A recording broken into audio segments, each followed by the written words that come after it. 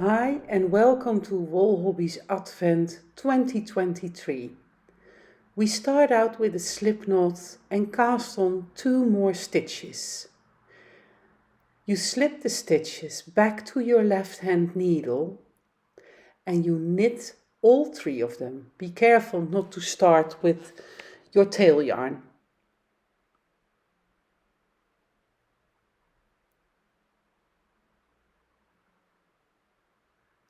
You keep repeating this over and over, slipping them back to the left hand needle and knit all 3 stitches until you have done so for 40 times.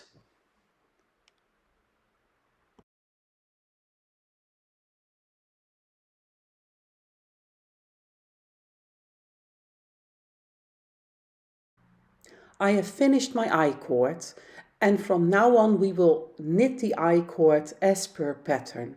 So that means that we knit the first stitch on the right side of our work, this is, then we slip one with yarn in front and we knit the third stitch. To start picking up the stitches, you look at your knitting from the tip of your needle. You see that that first stitch that comes from the I-cord is already on the needle and it has V's all around, of course, but we want to pick up the stitches that make a smooth transition to your knitting. So you look from the top and you see the whole line of V's there that you are going to pick up. You pick up the stitch by going under both legs of the V, wrap your yarn and pull it through. And then you leave it on the needle as a new stitch.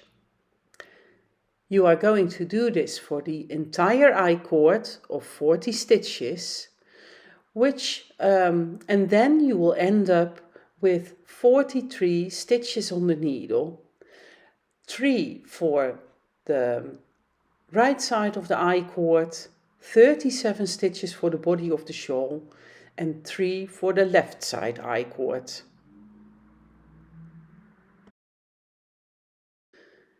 With all 43 stitches on the needle, it is time to look at the chart. The 43 stitches are row 1 knitted, and it's time to start with row 2. In shadow knitting, only the back of your work is charted, so we are going to start with the second row. There are all black squares on the second row, so that means that we are going to knit all the stitches of the body of the shawl. But first, of course, there is our I-cord. Slip one with yarn in front, knit one and slip one with yarn in front. And now you can knit all the way to the end until you reach the other I-cord. I'm at the end of the needle, so the I-cord stitches will be slip one with yarn in front, knit one and slip one with yarn in front. It is now time to introduce the second color into your shawl. And we are on a right side row, and that means we will knit the entire row, but we start with the I-cord, so that's knit one, slip one with yarn in front. As you can see, I am alternating between continental and English knitting, especially for the English knitters.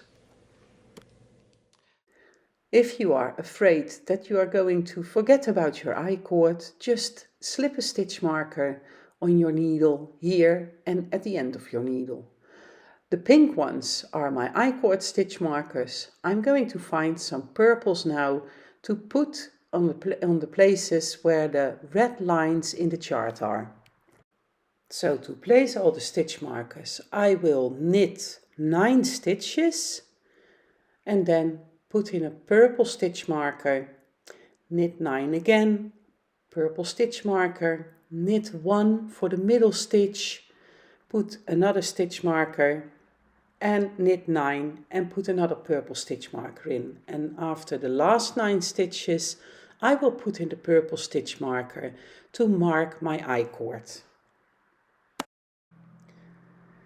It is time to start knitting row 4, and because I placed the stitch markers, I only have to look at the first 9 stitches.